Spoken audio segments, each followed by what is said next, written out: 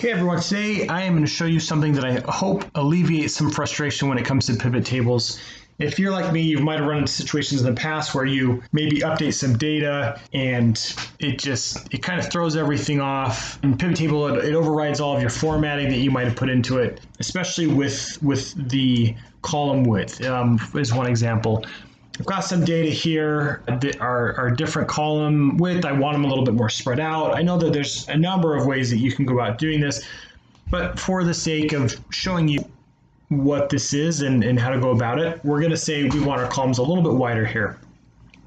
So we have our data and let's say, okay, we want to just focus on France here. Okay, so we're going to hit OK.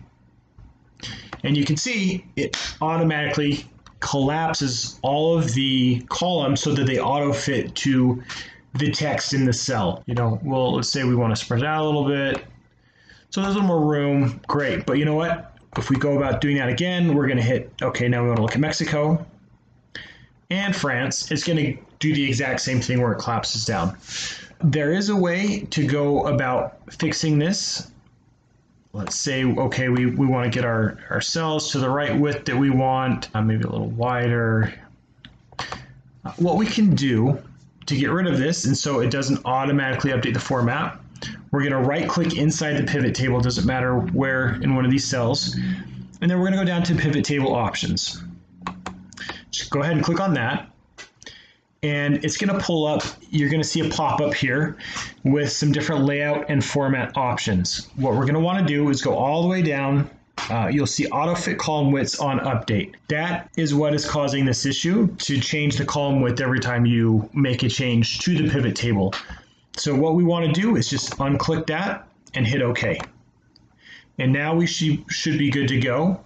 We should be able to, let's say, okay, now we want to look at all the countries. And now notice the width. We're going to hit OK, and they all stay the same width. They're not going to go down to auto fit the column width. So that's perfect. That's exactly what we want. Even if we look at the United States, those widths are going to stay the same, and we don't have to worry about that anymore. Found this to be pretty helpful in terms of looking at different pivot tables and different sizes of widths and formatting and whatnot. So that's something to note. You can also, something to note here is you just right click.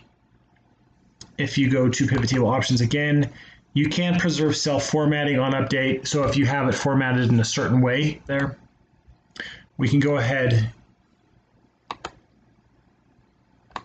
and do that as well.